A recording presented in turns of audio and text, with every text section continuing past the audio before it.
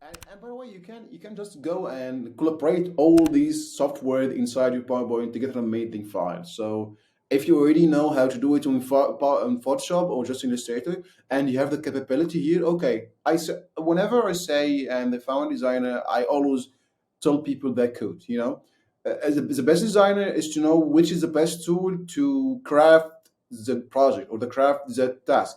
For example, you know how to do it, and this is the best tool, but you are not you're just you don't know how to do it in PowerPoint. Okay, just craft it on Illustrator, then copy this to PowerPoint and okay, then continue. But at some time, you may know that PowerPoint is more powerful at doing this task, for example. Then you need to learn it. Just people at some time go into finding just what we love and let's stay on it. I good at Illustrator. Let's stay on Illustrator. No need to just go to any different software. Right now, I see people almost every designer right now are going to shift to Figma, for example, or just doing went into Figma or those tools. Okay, just you need just to keep adapting with the industry because that industry is going very fast as we see right now. PowerPoint has been rapidly changed, rapidly updated. I see a lot of amazing updates almost in the last 2 or 3 years, for example. Yeah. And I there's think so. even like with on the design side of things, we're getting so tech savvy and so into the world of tech in terms of there's like a creative tech stack now. So PowerPoint is just another layer on that creative tech stack that you use to create everything you work with. It's no longer just one or two programs and you can do everything. It's like we need to know 8+ programs and more and keep learning those different programs. Like you said, Figma now.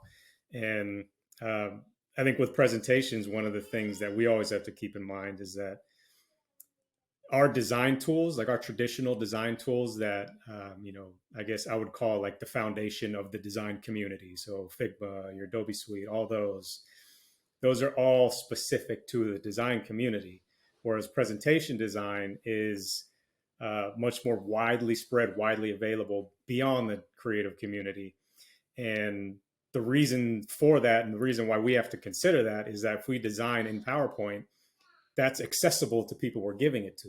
So if they need to edit their slides or edit their pitch decks, because it's something that's going to live much longer than the advertisement you created is going to live. That's going to live with the length of that business, the length of anything they create for that business from here on out. They're going to have slides you created, and they need to be able to edit that stuff. Where if you give them Figma, if you give them Illustrator, they're like, well, I don't know what the heck to do here. I have to go hire another designer.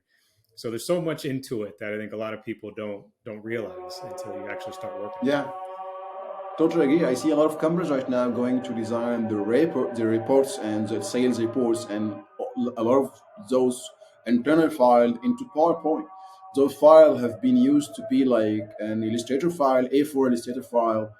It haven't been used to be in just in PowerPoint, but a lot of companies right now, a lot of corporates go into having their invoice system in such just exporting some invoice in PowerPoint, so having some reports from PowerPoint.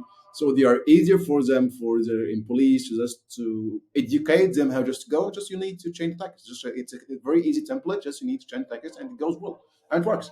So it gives them an amazing framework to building powerful templates for people who just doesn't need to know about design.